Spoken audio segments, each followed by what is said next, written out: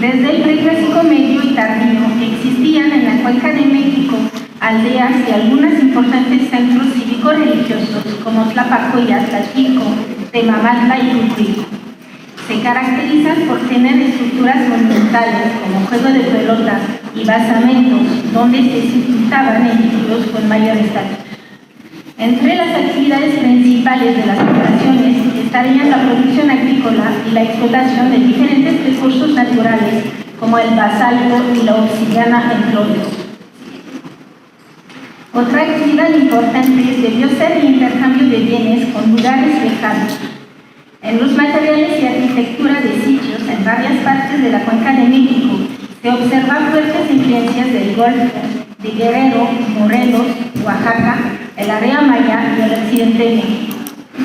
De diferentes maneras, estas influencias contribuyeron al fortalecimiento de las culturas locales ya existentes. Esta región debió también beneficiarse por un incremento de la población debido probablemente a factores naturales como la erupción del Popocatépetl, ocurrida entre 50 a.C. y 50 después, la cual pudo provocar movimientos migratorios de una parte de la población de Puebla hacia la Cuenca de México. Otro acontecimiento como la erupción del volcán Xitle, ocurrida alrededor del 245-315 después de Cristo, pudo generar la migración de la población de Cuicuilco hacia el valle de Teotihuacán. La disposición de una importante cantidad de mano de obra, integrándose a las comunidades locales y generando un reacomodo de los asentamientos, habría contribuido al desarrollo de los sistemas de cultivo intensivo, la explotación e intercambio de obsidiana de los yacimientos de Otumba, o bien para la ejecución de grandes construcciones, sin olvidar los aportes culturales de conocimiento que muchas poblaciones migrantes pudieron llevar y compartir a su llegada e integración a otros sitios. Sin embargo, no es muy claro qué papel jugaron estas aportaciones de migración foráneas en el desarrollo de los centros urbanos cristinos y posteriormente en la fundación de Teotihuacán. En Teotihuacán, la mayor parte de la población estaría dedicada a la producción agrícola y la explotación de la obsidiana de los yacimientos cercanos de Otumba y Paredón. Sin embargo, los restos de la fase Patlachique, o primera fase de ocupación, son escasos en el área de lo que más tarde sería el núcleo urbano. Las excavaciones que dirigimos desde el 2002 en el complejo de la Ciudadela nos condujeron al hallazgo de una serie de elementos relacionados con un sistema de cultivo que puede darnos una idea de la forma como se pudo practicar la agricultura en todo el valle durante las fases tempranas de Teotihuacán. Varias oquedades de forma circular, cavadas en un estrato de suelo limo-arcilloso, permiten saber que durante la fase Patlachique, quizás aún en la fase Tlacuali temprana, se practicaba una eficiente técnica de cultivo intensivo con riego a brazo.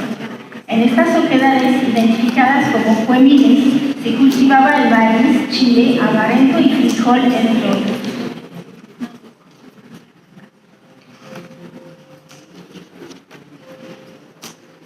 Y probablemente algunos productos se almacenaban en oquedades troncocónicas, una de las cuales fue localizada por debajo de la plaza de la Ciudadela. Como parte de este sistema de cultivo que Cabrera y Gómez han encontrado en la Villa, se descubrió también un complejo hidráulico conformado por dos canales de grandes dimensiones.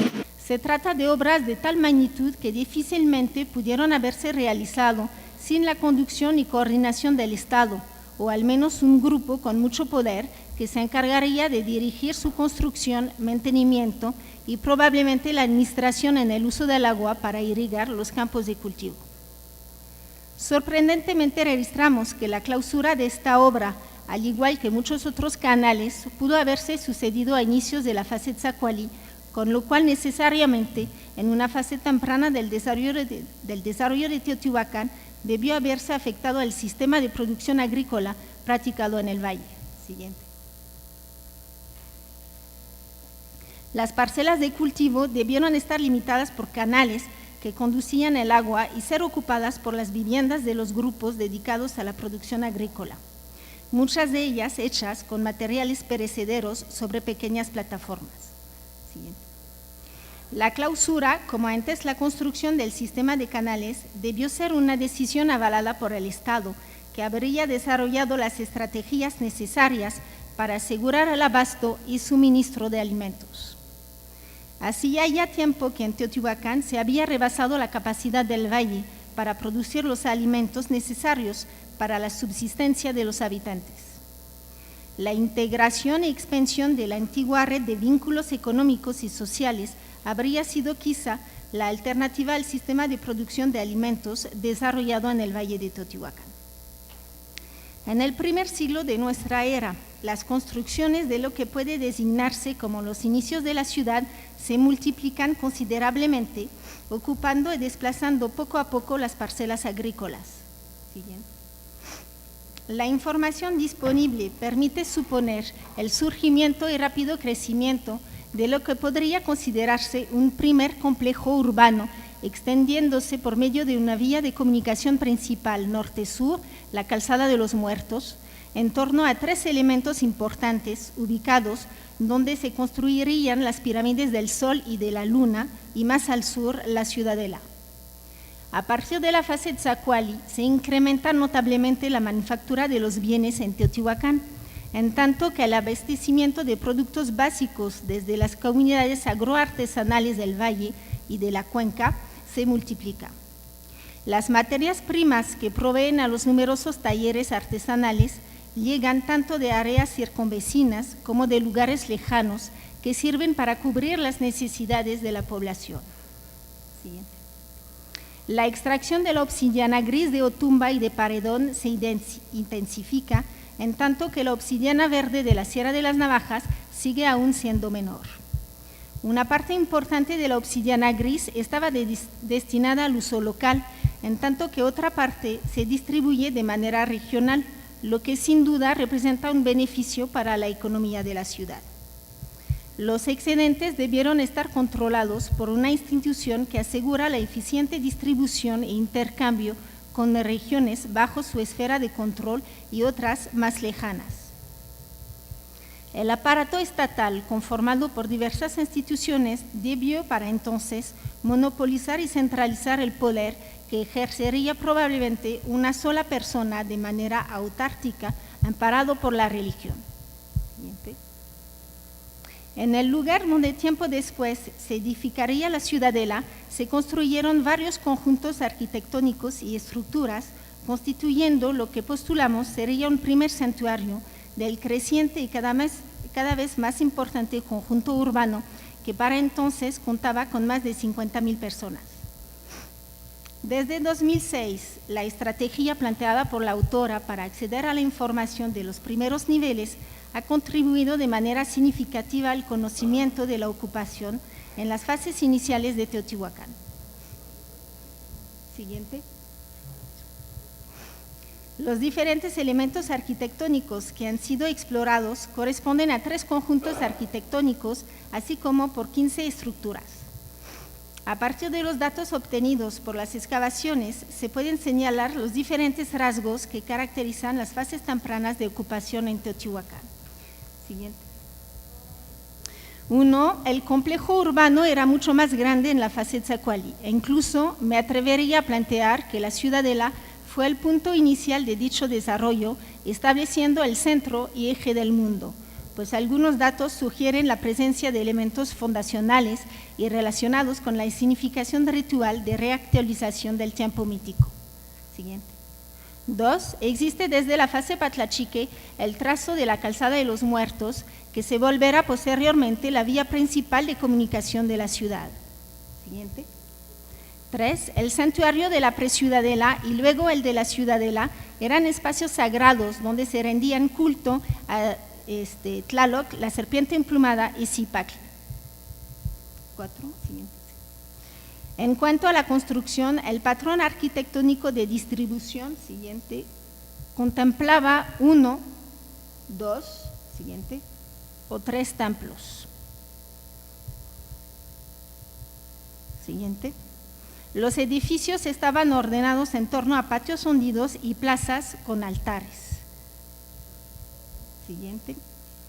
6. Se usaba estelas lisas de 40 a 70 centímetros de altura por 25 a 30 centímetros de ancho, colocadas en hendiduras en pisos y altares. Siguiente.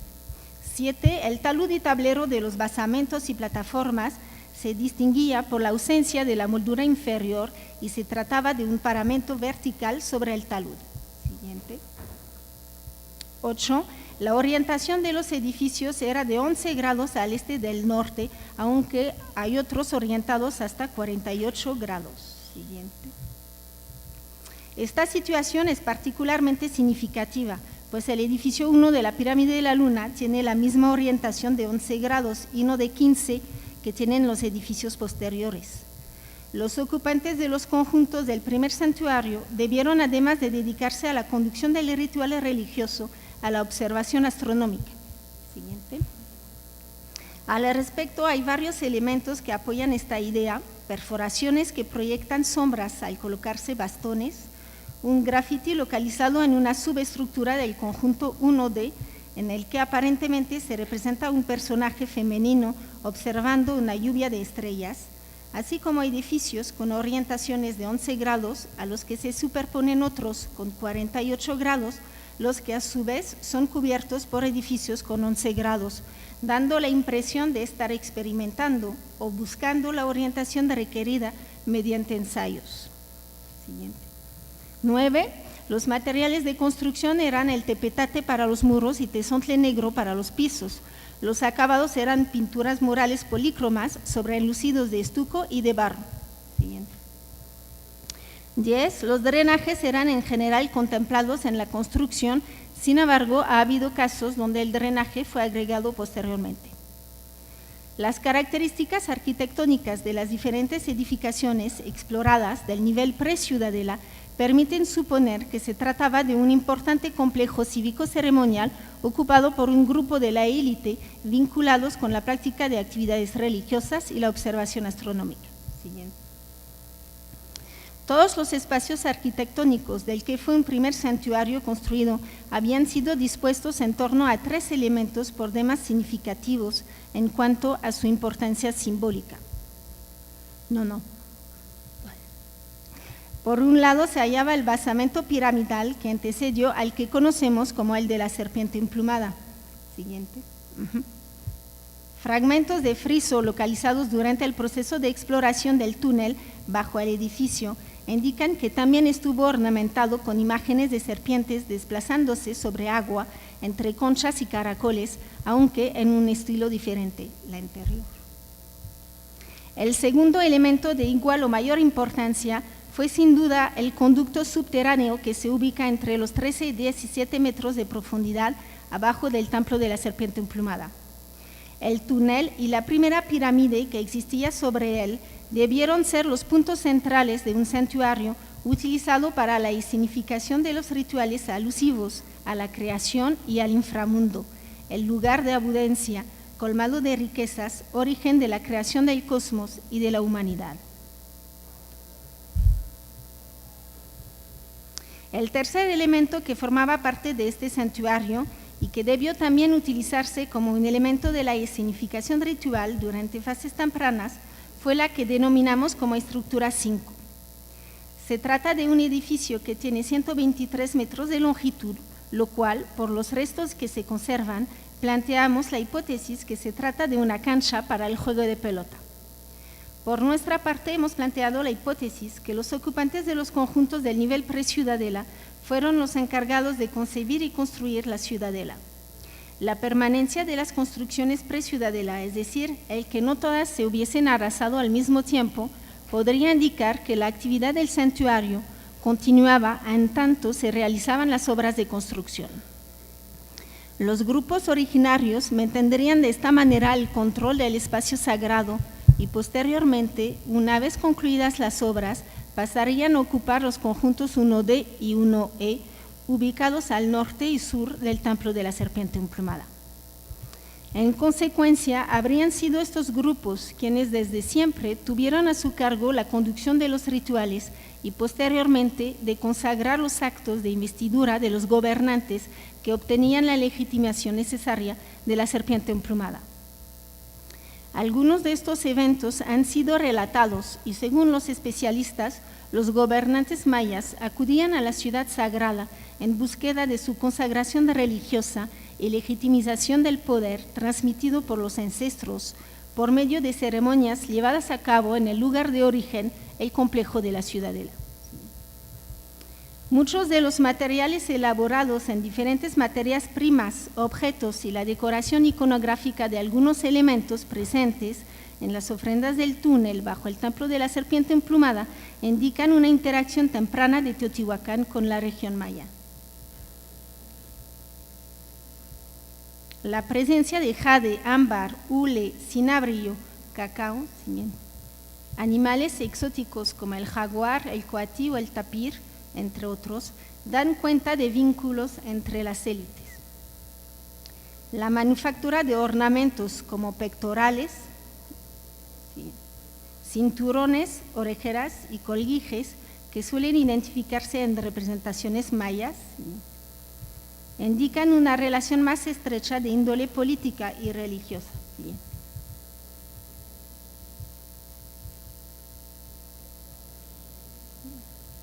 Pero hay ciertamente los símbolos empleados en grandes caracoles grabados y depositados como trompetas, en algunas de las ofrendas más suntuosas del túnel, que confirman este contacto directo entre gobernantes.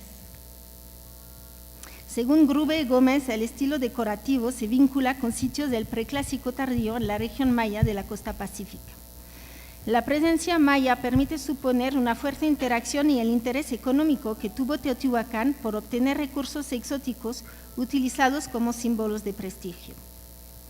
Las diferentes estrategias posteriores empleadas por el gobierno de Teotihuacán, desde su establecimiento físico en sitios claves como Caminal Juyu, la alianza militar con Ashtun en contra de Tikal y la llegada de un gobernante relatada dentro de los eventos políticos plasmados en estelas en Copan, Huachatún y Tikal, dejan vislumbrar algunos aspectos de la política exterior teotihuacana, primeramente desarrollada sobre la base de intercambio de presentes entre las élites y luego la posible imposición de teotihuacanos en la estructura del poder de sitios como Piedras Negras y otras ciudades mayas.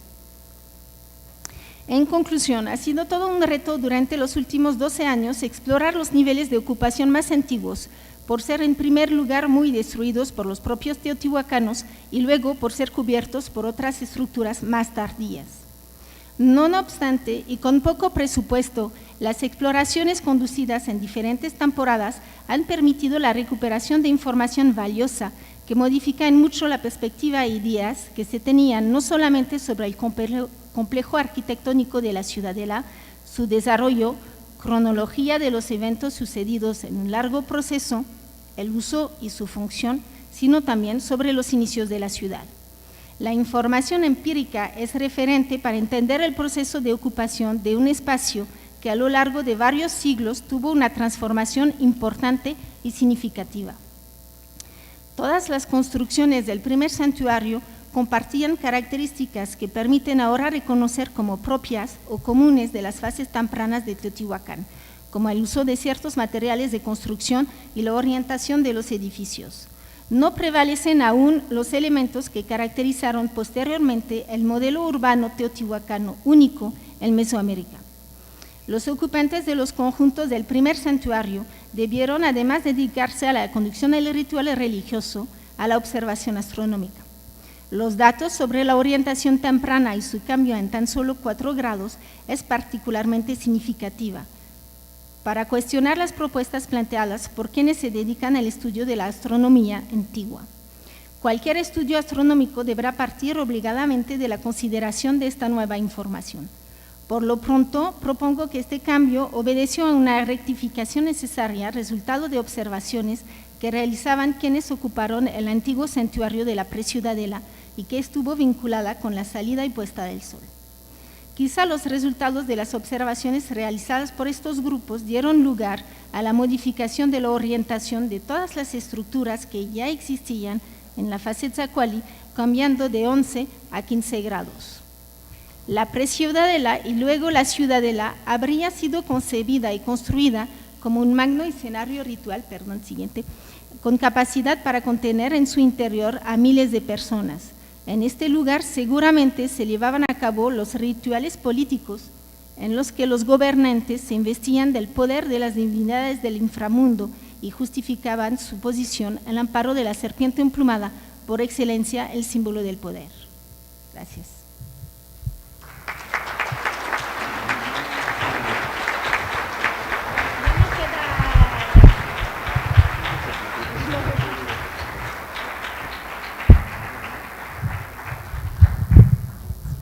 Agradecemos a Yuli Gazzola su interesante ponencia y damos paso a la siguiente presentación que está preparada por Alejandro Saravia, por Saburo Sugiyama y Nahua Sugiyama.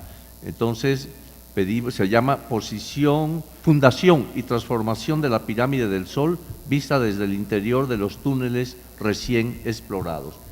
Alejandro, por favor.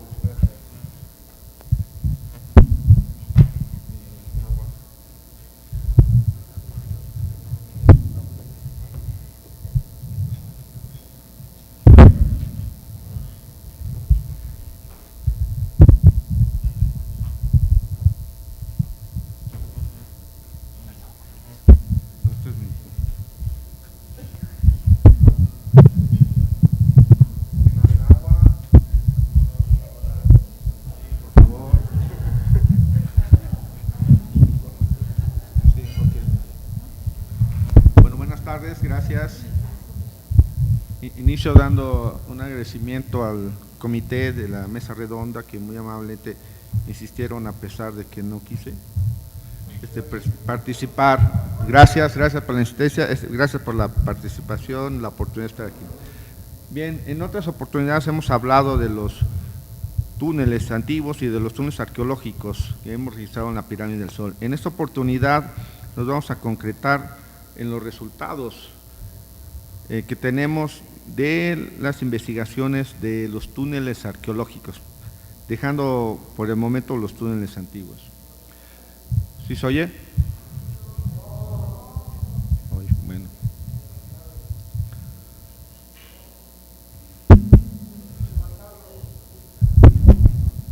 Mejor así. ¿Así? ¿Está bien? Ok, gracias. Bueno. Voy a repetir la introducción. En esta ocasión vamos a presentar algunos de los resultados que hemos obtenido del estudio de los túneles hechos por los arqueólogos en la Pirámide del Sol. Y es justamente el arqueólogo Manuel Gamio quien hizo la primera excavación de un túnel en la Pirámide del Sol. A nosotros nos gusta mucho, si podemos iniciar con la siguiente presentación, insistir en que la Pirámide del Sol no es un edificio aislado en la ciudad antigua de Teotihuacán. Forma parte de un plan general o un programa general de desarrollo urbano, la que sigue por favor, junto con muchas otras unidades arquitectónicas o unidades urbanas, como las que vemos, aquí nada más mostramos 7, las más conocidas, la que sigue por favor. Y es la Pirámide del Sol en donde nos vamos a centrar. Insisto, la Pirámide del Sol no es un edificio aislado, es un edificio más importante de una unidad urbana muy bien definida. Ya lo había dicho Sugiyama hace rato, es una unidad urbana que está delimitada por una plataforma rectangular de 350 por 400 metros, que llamamos plataforma ENU. El otro elemento es tiene 3 plazas. La plaza central y 2 plazas al sur, una unidad posiblemente residencial y una unidad administrativa. La que sigue, por favor. La imagen que sigue, por favor. Bueno, solo para ver, ¿no?, la disposición de estos elementos arquitectónicos. La que sigue, por favor. La unidad posiblemente residencial al norte de la plaza. La que sigue es la plaza central, la plaza sur y la plaza sureste. Estas son las etapas de las 3 plazas registradas por nosotros. Obviamente todo este complejo o unidad urbana es uno de los conjuntos más antiguos que conocemos de Teotihuacán. En otros casos, como ya lo había mencionado la doctora Gazzola, en otros casos de construcciones tempranas, esto es del siglo I, la fase Zacuali, no las vemos, están cubiertas por otros edificios o bien destruidas por los propios teotihuacanos para construir otros edificios. Es muy posible que la pirámide del Sol en su primera etapa, que es Zacualmicautli, sea uno de los edificios visibles, de los únicos edificios visibles de la primera etapa urbana de la ciudad y por tanto uno de los edificios con una más larga vida que conocemos en Teotihuacán. La que sigue, por favor. Esta es una ilustración de Ignacio Marquina que publicara justamente Manuel Gamio en la edición de 1922. La imagen que sigue, por favor. Y bien, vamos ahora sí rápido a los túneles. El primer túnel que se excavara en la pirámide del Sol fue justamente realizado por Manuel Gamio en 1919 y por muchos años el túnel más largo que conocimos en Teotihuacán, con 97 metros de largo. El que sigue, por favor. Ese no es Manuel Gamio, pero quizás sea su topógrafo, el ingeniero Ordóñez. La imagen que es la entrada del túnel está ubicada en la parte posterior de la pirámide del Sol a 4 metros del desplante original. La que sigue, por favor. Esa es la imagen reciente del mismo túnel. La imagen que sigue. Y no lo señalé, pero ahí en el centro de la plataforma adosada central se encuentra la entrada del túnel hecho por José Pérez y Eduardo Noguera en 1933, con 116 metros de largo. La que sigue, por favor. Esta es una imagen que publicaba el doctor Milon sobre el sistema de túneles hasta entonces registrada, que es en finales de los 90. La imagen que sigue, por favor. Este es uno de los dos túneles que excavara el profesor Eduardo Matos en el 92-94, es el túnel corto de 6 metros, el otro se tapó, todavía se puede ver. La que sigue, por favor. Es el mismo túnel, el interior del túnel, muy buenas condiciones, algo muy raro, pero está en muy buenas condiciones a pesar de que tiene algo de humedad. La imagen que sigue. No es el caso para los túneles que excavara Eduardo Noguera y Manuel Gamio hace 100 años justamente. Si bien fueron reforzados en la década de los 60 y después por Rubén Cabrera en el 2000, pues están colapsando. El sismo más reciente de hace unas semanas también registró algún daño menor. En la imagen que sigue. La que sigue también. Tenemos 5 años registrando el daño en el sistema de cementación. La que sigue, pero la imagen que sigue. Ok. Bien, estudiar los túneles puede sonar muy fácil. Uno de los mejores estudios que tenemos de la pirámide del Sol es el que hiciera René Milon, Bruce Drewitt y Benioff en 1959. Y lo que hicieron fue limpiar los perfiles de los túneles de Noguera y de Gamio y realizar afortunadamente un registro, insisto, solamente limpiando los perfiles, un registro estratigráfico fabuloso. A mi juicio sigue siendo uno de los mejores estudios que conocemos de la pirámide del Sol, registrando por supuesto los materiales arqueológicos, algunas ofrendas incluso y pedacitos de carbón. Ya no podemos hacer eso hoy, incluso con técnicas modernas. Los túneles están muy colapsados, es muy peligroso y en algunos tramos pues ya no se puede. La imagen que sigue, por favor. Son igual del registro del 59, se publicó hasta el 65. La que sigue, por favor. La que sigue. Ese es el equipo del doctor Milon. La imagen que sigue. Bien. En 1962 también se hizo un túnel en la parte posterior del quinto cuerpo de la pirámide del Sol, un cuerpo chiquito, está hasta arriba. Es un túnel hecho por Smith en 62, y posteriormente Evelyn Rattray, que es la que vemos en la imagen, hiciera un pozo, el pozo estratigráfico T22. La imagen que sigue, la doctora Rattray realizando el pozo. La imagen que sigue. De esta excavación, de ese pozo, el doctor Milon insistía mucho en haber encontrado una evidencia de una subestructura arquitectónica, sugiriendo que era un túnel, que es lo que vemos en el perfil, en la parte izquierda del perfil oeste del pozo de Rattray. un talud en adobes.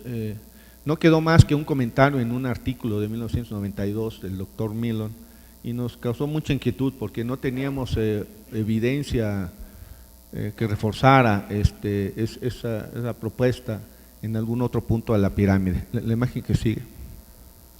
Por tanto, lo que hicimos, pues, limpiar el pozo, el mismo pozo, T22, después de 40 años, y encontramos que no había tal talud. El talud que había reportado el doctor Milon, nosotros lo corté, y resulta que no, es la misma tierra compactada, exageradamente compactada, pero así está todo el perfil, todos los perfiles. Podemos ver la comparación de la estratigrafía que nosotros hicimos hace 3 años, y es la misma secuencia, no hay tal talud. La imagen que sigue, por favor. Estos son 3 de los perfiles del mismo pozo, obviamente raspándole un poquito, y recuperamos otro poquito de material. Respecto a la cronología, no tuvimos mayor problema. La imagen que sigue, por favor. Es una foto reciente del pozo que excavará la doctora Rattray. La imagen que sigue, por favor. Bien, retomar las investigaciones, incluso los materiales de los túneles anteriores, es una proeza muy grande, tanto como hacer otro túnel, pero como hacer otro túnel es muy complicado ahora, muy difícil el Consejo de Arqueología, y la verdad los recursos son extraordinarios. Lo que decidimos es, otra vez al estilo del doctor Milon en los finales de los 50, pues revisar los túneles hasta donde fuera posible, todos los túneles que pudimos, los de Gamio, los de Noguera, el profesor Matos, los de Remy Bastien y algunas otras modificaciones. Algunos túneles ya no existen. Eso nos dimos cuenta. La imagen que sigue, por favor. Entonces hicimos varios pozos para poder, hasta la roca madre, que era lo que no tenían los túneles anteriores, para poder tener evidencia confiable. Tanto buscábamos carbón o materiales relativamente confiables para no solamente fechamiento, sino para la secuencia constructiva. Hicimos 59 pozos en el túnel de Noguera, desde su entrada hasta cerca del centro. La imagen que sigue, por favor. Entonces, después de 2 años, encontramos, y nosotros hicimos 6 pequeños túneles, por diferentes motivos. Encontramos que en total hay 16 túneles cavados en la pirámide del Sol, con un total de 376 metros con 2 centímetros en 100 años de investigaciones arqueológicas en la pirámide del Sol. La imagen que sigue, por favor. No veo. Bueno, es el mismo perfil de los túneles. La imagen que sigue. Algunos de los resultados que nos permitieron, resultado de estas investigaciones, reexcavando algunos túneles y haciendo algunos pozos, es, por ejemplo, aparte de la secuencia constructiva muy precisa, la estratigrafía de la que hablaba el profesor Matos al inicio de esto, pues lo hicimos de forma muy mecánica, ¿no? La secuencia estratigráfica tiene los mismos principios que hace 100 años, solo el registro pues es mucho más preciso. Pero nos permitió hacer otro ajuste, por ejemplo, en el volumen real que tiene la pirámide del Sol actualmente. Una vez que definimos que la pirámide del Sol se hizo en un solo momento desde su inicio hasta el final, no hay subestructuras, solamente hay una ampliación al primer cuerpo y en 3 de sus fachadas en la fase Tlamimilolpa. La pirámide del Sol tiene actualmente 1.409.000 metros cúbicos. La imagen que sigue, por favor. ¿Qué es eso? Hicimos el volumen por cuerpos arquitectónicos y sumamos la plataforma adosada, que sí es una plataforma adosada en 3 etapas. La imagen que sigue, por favor.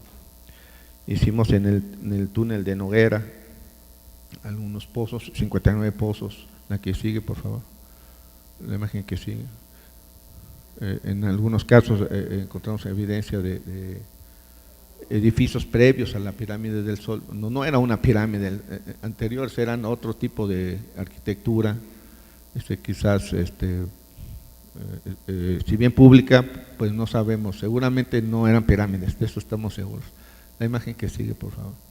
Es un poco los perfiles. La pirámide está construida por completo de tierra compactada, tierra, arena, hay paquetes de adobes, hay paquetes de tepetate o paquetes de arena, pero básicamente es material compactado del valle de Teotihuacán, desde los cimientos hasta la cúspide.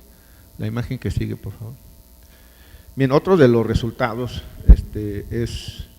para nosotros es importante, considerando las investigaciones en el Templo de la Serpiente Emplumada y más recientemente en la Pirámide de la Luna, el patrón de ofrendas que existe en los edificios públicos, no podríamos dejarlo desapercibido. Entonces encontramos que la Pirámide del Sol, desde sus inicios en las excavaciones de Leopoldo Batres en 1905 a 1907, ya registraba un sistema de ofrendas. En este caso reportó restos de esqueletos de niños en las esquinas de la Pirámide del Sol, sin incluir el desplante, ¿no? Solamente los 3 cuerpos superiores. La imagen que sigue, por favor. Nosotros encontramos también algunas ofrendas, 2, bueno, encontramos más, pero la ofrenda central, en la que sigue, por favor. Son imágenes de la ofrenda central que hicimos a través de un pequeño túnel de 2 metros al sur del túnel de Noguera. En la que sigue, por favor. En la que sigue, por favor. Esta es una de las ofrendas que reportaron Noguera justamente en su túnel, en el metro 50 de la entrada del túnel. La que sigue, por favor. Este es un vaso claro que reportara René Milon en el metro 13, en una pequeña ofrenda del túnel de Noguera. La que sigue, por favor. Y bien, nosotros hicimos otros pequeños túneles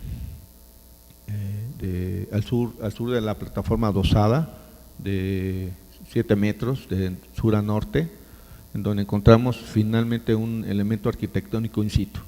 Era otra duda que teníamos sobre la Pirámide del Sol, cómo está decorada la Pirámide del Sol. Todavía tenemos dudas, pero sobre todo de la plataforma adosada tenemos evidencia para suponer que estaba decorado de una forma similar al Templo de la Serpiente Emplumada, aunque con otros monstruos, no la Serpiente Emplumada y Zipac, son felinos. Ahorita vamos a ver la evidencia in situ que tenemos. La que sigue, por favor. Esta es la fachada norte de la plataforma adosada central. La imagen que sigue, por favor. Entonces encontramos restos in situ de garras de felinos en bajo relieve y en un elemento arquitectónico móvil, lo que nosotros suponemos que es una representación de un corazón humano, montada sobre la moldura inferior del tablero. La que sigue, por favor. Este es un dibujo de la excavación que realizamos hace unos años y montamos la imagen, pero es la escultura in situ. La garra y los círculos los dejamos enterrados por obvias razones, ¿no? Solamente vimos el elemento móvil, que es la representación del corazón humano. Lo mismo pasó en la fachada sur de la misma plataforma y del mismo nivel, es el tercer cuerpo de la plataforma adosada central. Tanto al norte como al sur encontramos la evidencia arquitectónica in situ. La que sigue, por favor. Y pues proponemos, un poco aventurada la cosa, que la decoración arquitectónica en cuanto a estilo es muy similar esto no es nuevo, porque en la pintura mural ya está, ¿no? A ver, la imagen que sigue, por favor. Esto está en los patios blancos de Atetelco, también están en el patio central de Tetitla y en algunas otras representaciones iconográficas, felinos o coyotes incluso, comiendo corazones humanos, ¿no? Entonces es uno de los resultados de las investigaciones. El total para la Pirámide del Sol se tienen 26 ofrendas o depósitos rituales registrados en 100 años de investigaciones arqueológicas. La mayoría, pues, de la mayoría tenemos muy poca información. Lo sabemos por algunas menciones en los estudios de materiales, sobre todo en la cerámica y en estudios secundarios, pero y algunos materiales están perdidos. Pero bueno, pudimos registrar en la evidencia bibliográfica 26 depósitos rituales de la pirámide del Sol. La que sigue, por favor. Bueno, hay más información, pero a mí me gustaría más preguntas, no sé, al final, si el moderador lo permite, preguntas al respecto. No sé si Saburo o Nahua tengan algún comentario adicional. Sí, gracias, Alejandro. Precisamente vamos a abrir la secuencia de preguntas. Quédate aquí. Invitamos a Saburo a pasar para que responda ante el público asistente. Ya está aquí también Julie, entonces podemos empezar la sesión de preguntas y respuestas. Se abre pues al público o a la misma mesa si desean intervenir. ¿Alguna pregunta? Allá atrás una mano se eleva, a ver. Sí, bueno, buenos días, es para Saburo. Una pregunta, Saburo, los encuentros en la ciudadela del túnel, donde no se encontraron entre los muros interiores que clausuraron el túnel, no se encontraron cuerpos ni se encontraron entierros, y tú dices que probablemente los hubo entre los muros del túnel de la Pirámide del Sol. Esa es una. Y un comentario: si encontraran finalmente la tumba esperada dentro de este túnel, ¿verdad?, que yo creo que sería una incongruencia, dado que la ausencia de protagonismo de los gobernantes teotihuacanos, tanto para registrar su nombre como para registrar su figura en la iconografía. En todo caso, si se encontrara este entierro al final del túnel de la ciudadela, yo creo que sería una excepción a la regla y no una regla. No se oye. Perdón, aquí es que casi no se oye. ¿Refleja mucho? ¿Interpretación? ¿Traducción? ¿Alguien? ¿Entendió? De aquí no entendieron nada, casi. Bueno, repito muy rápido. ¿Sí? Rubén Morante, investigador de la Universidad Veracruzana, por favor, para que nos pueda escuchar. Hola. Bueno, aprovecho, Saburo, el que no se encontraran entierros entre los muros que clausuraron el túnel de la ciudadela, ¿verdad? ¿Por qué tú dices que sí había entierros entre los muros de la pirámide, del túnel de la Pirámide del Sol? Esa es una. Y la otra, la ausencia de protagonismo por parte de los gobernantes teotihuacanos, que no registraron ni su figura en la iconografía, ni su nombre en los escritos, en los textos, no lo registraron. Entonces, esa ausencia de protagonismo sería incongruente tenerla después de la muerte si no la tuvieron en la vida. En todo caso, si se encontrara esta esperada tumba dentro del túnel de la ciudadela, yo creo que sería una excepción a la regla y no una regla.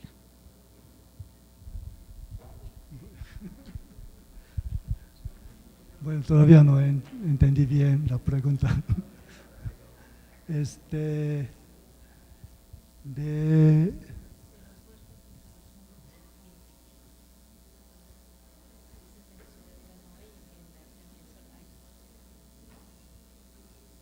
Entre los muros, dentro del túnel antiguo. Sí. Eso yo no sé, de excavación de Sergio. No hay entierros hasta finales, del punto final.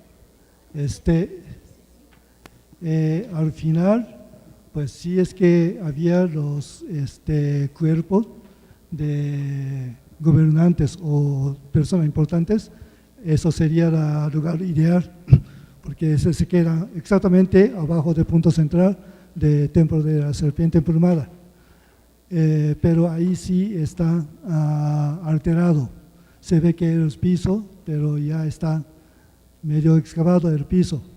Seguramente había algo sobre el piso que ya no existe, las cosas, y ya lo sacaron y lo reutilizaron de otra manera. Así que no podemos saber originalmente cómo era todos los rituales funerarios que había originalmente. Y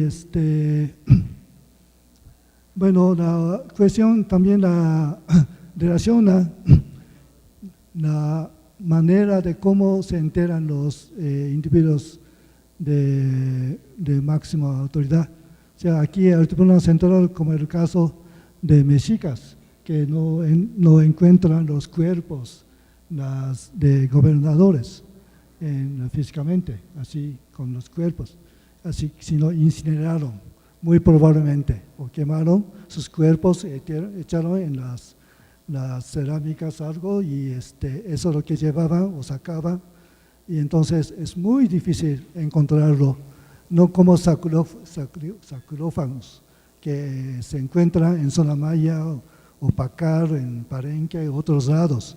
Eso sí, fácil de identificar, pero aquí no se encuentra ese tipo de enterramiento, sobre todo para las gentes, gente que dirige.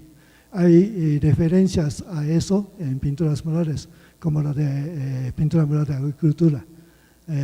Bueno, eso lo podemos discutir después con las imágenes, pero hay varias cuestiones que tenemos que resolver y por eso no lo sabemos. Y allá en la túnel antiguo de Pirámide del Sol también están bien saqueados, que ya casi no existen nada allá en el piso. Muchas gracias, Saburo. De la mesa, ¿quieren hacer una pregunta? Alejandro, por favor.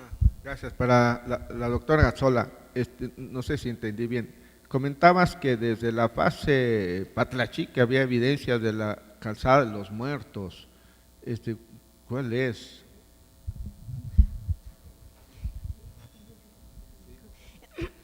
Se encontraron dos canales, el canal este y el canal oeste, que enseñé sobre el mapa, y están separados justamente en el lugar donde está la calzada de los muertos. A lo mejor el espacio no era el mismo que alcanza o que abarca la calzada ahorita o que alcanzó posteriormente, pero sí ya estaba un camino de comunicación entre la parte sur y la parte norte de la ciudad. Sí. Bien, otra pregunta. Aquí Rubén Cabrera, por favor. ¿Hay micrófono? Acércate acá, Rubén, con el micrófono para que Bueno, se tengo escuche. un micrófono, es en relación, me acerco, es en relación a la pregunta de Rubén Morante, de la posible existencia de un gobernante en el centro, el núcleo central de la plataforma del Templo de la Serpiente Emplumada.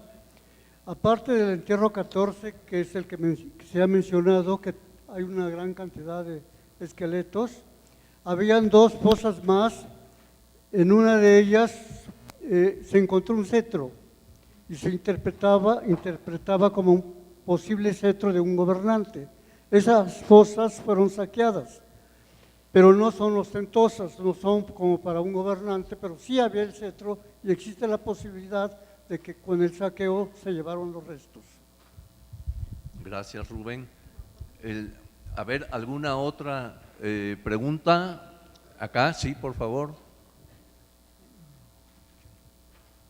Sobre los videos de los que hablaba de Gamio, ¿los podemos consultar en algún lugar? ¿Cómo?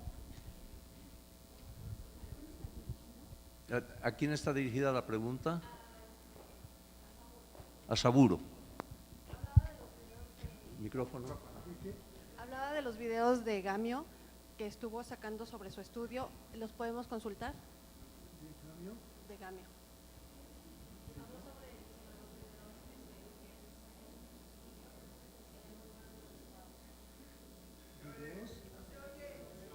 Este,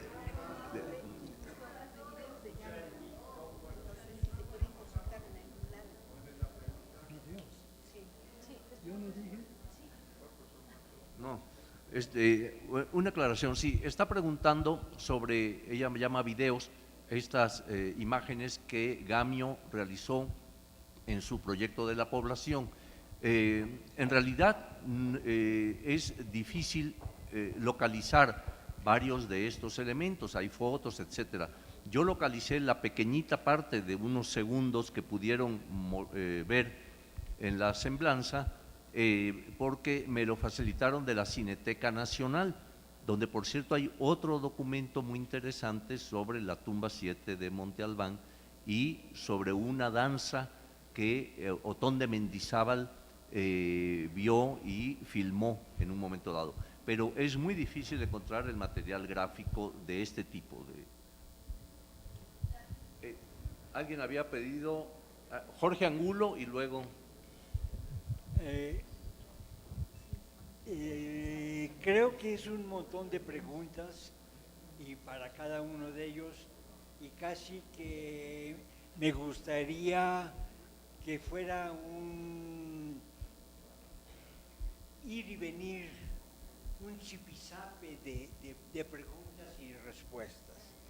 Empezaré por unas cuantitas, puntualizar, porque esto yo creo que no se resuelve en 10 minutos, sino en unas sesiones de Irish Coffee entre todos. Empezaría yo con Alejandro, que hizo los túneles y no encuentra huellas de estructuras en el interior de la pirámide. ¿Entendí bien lo que dijo Alejandro? No, sí hay evidencia de edificios muy destruidos, pero sí hay cuando menos de 4 edificios previos a la pirámide del Sol. Milon habla de un muro, sí. un muro que está muy cerca de la estructura actual, y hay que pensar que Batres en su exploración peló mucho de la superposición última. Pero bueno, en ese muro también hablas de unas ofrendas que, ¿cómo se encontraron? ¿Estaban en una cista? ¿Estaban sueltas como parte de los cajones que eran de la estructura de la pirámide? ¿Qué nos puedes decir al respecto? Bueno, de las ofrendas que nosotros registramos, sí le puedo decir algo. Respecto a las ofrendas que registraran anteriormente, pues no tengo tanta información.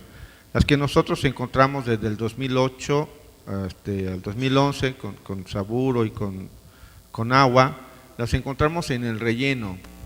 Una sobre el tepetate, la ofrenda central, colocada directamente sobre el tepetate, un grupo de materiales, restos de esqueletos de felinos, de cabezas de jaguares, águilas y objetos de piedra verde, concha y cerámica, y sobre ellos el material constructivo, que es tierra compactada directamente.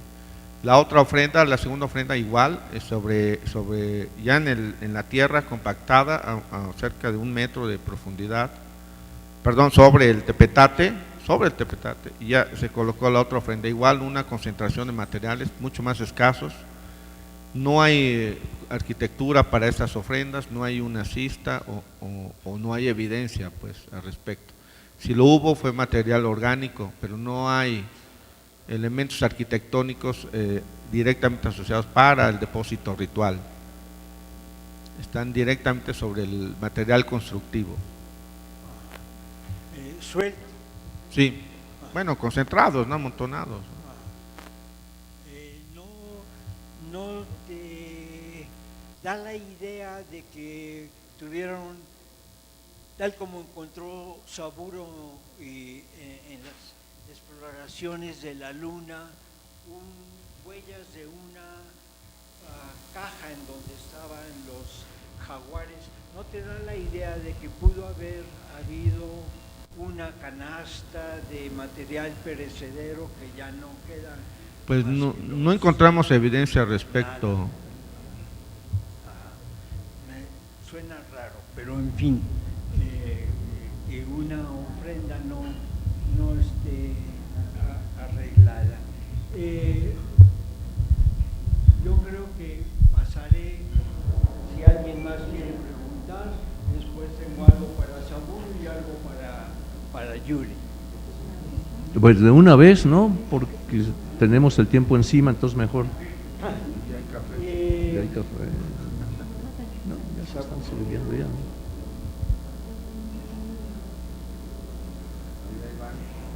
Mostrarse una foto, Saburo, de la entrada del túnel en donde hay un resto arquitectónico de un piso aplanado con un talud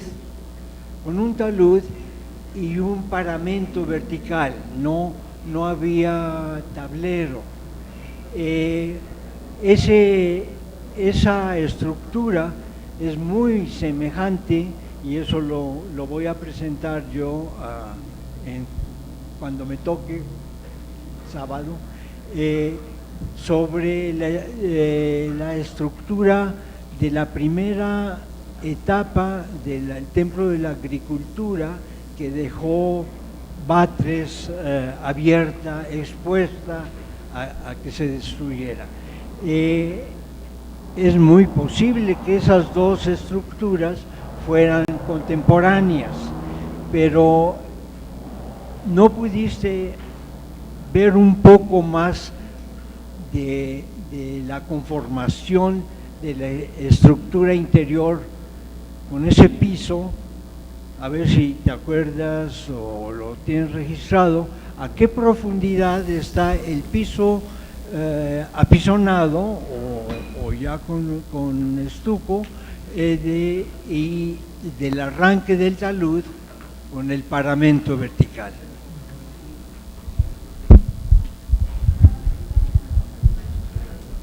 Bueno, la entrada al túnel antiguo bajo Pirámide del Sol. Hicimos el registro y también abrimos un pozo allá, casi junto con ese muro en forma de talud. Pero sí registramos 3 pisos ahí, o apisonados, y no encontramos desde luego ningún material arqueológico, salvo unos pedazos de las piezas de piedra verde y otros materiales que mostré una parte, y no sabemos exactamente cómo funcionaba ese muro en talud, porque no tiene escaleras para subir y bajar, pero creo que sí estaba combinado con un tipo de escalera en madera, por ejemplo, para entrar y salir. Recuerden que la mitad de la primera mitad del túnel antiguo está vacío, o sea, está como cámara, 4 cámaras, 4 espacios definidos con los muros, unidos con un pequeño como tipo de canal que tiene que ir agachando ahí para pasarlo, y la segunda mitad sí están tapados completamente. Y por eso pienso que la gente entraba, salía hasta la mitad todavía, después de que se tapen todo. Pero no sabemos cómo era la entrada, porque finalmente se tapó con la escalera de la acera que sube para la pirámide. Así que las fechas también lo tomamos allá adentro, y los carbones que salieron de adentro, y nos dan fecha de como las anteriores, pero pensamos que funcionaba mismo tiempo que la pirámide del Sol. Así que seguramente sí, eso era para lugar ritual, pero ritual funerario. ¿Podrías decir que es Patlachique? no Patrachique, no 350, 200 años después de Cristo. Son las que más o menos contemporáneos a la túnel antiguo, que están abajo del templo de Quetzalcóatl. Así que pues hay similitud, mucha similitud. Bueno, todo lo que hemos hablado y también lo de Alejandro, del descubrimiento, de ofrendas, todo eso, bueno, nosotros presentamos en la mesa redonda anterior, ya presentamos de esa parte, del descubrimiento de esas ofrendas, y también ya están publicados algunos, inclusive Latin American Antiquity también lo publicó ese artículo, y así que puedan ver las siguientes cómo era esa todo ofrendas. Gracias. Julie. A ver, Julie. Julie, encuentras en tu sección que has estado explorando que hay restos de que hubo periodos de inundación dentro de esa sección, ¿verdad? Y no sé si se has explorado en la parte de atrás de lo que es el cuadrante de la Ciudadela. No se oye.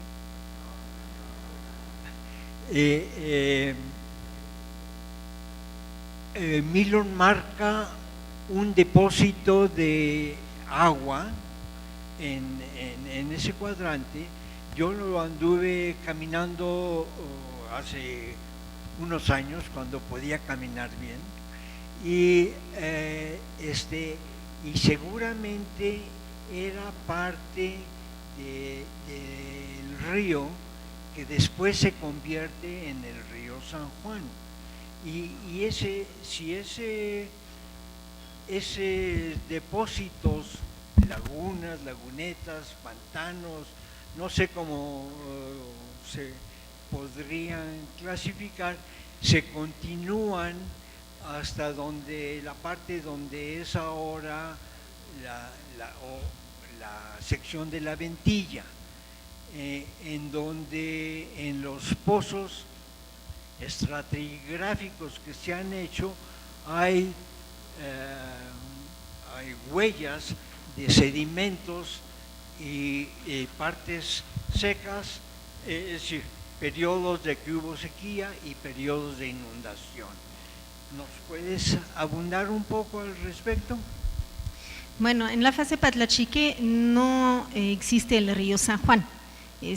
Ahí casi paralelo, algunos metros más al sur están los dos canales que excavaron dentro del Tepetate natural, que son unos grandes canales separados nada más por la calzada de los Muertos. Empezamos a excavar en 2002 en esta parte, entre el río San Juan y la plataforma norte de la Ciudadela, y ahí se encontraron varios depósitos de agua, grandes cavidades en el Tepetate natural. Adentro de la Ciudadela, cuando estoy hablando de las inundaciones, no estoy hablando de un fenómeno natural, sino más bien cuando ya empiezan a construir la Ciudadela, cierran los drenajes de la plaza con la voluntad de inundar la plaza de la Ciudadela, que no tiene nada que ver con la agricultura, ¿no? Porque ya estaba tapada por las construcciones posteriores.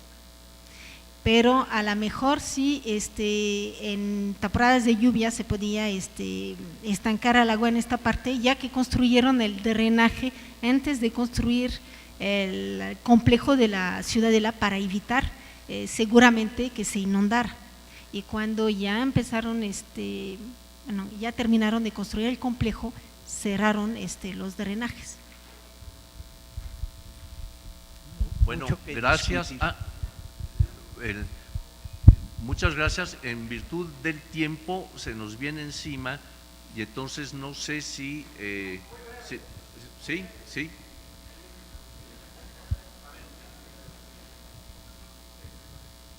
Muy breve, gracias.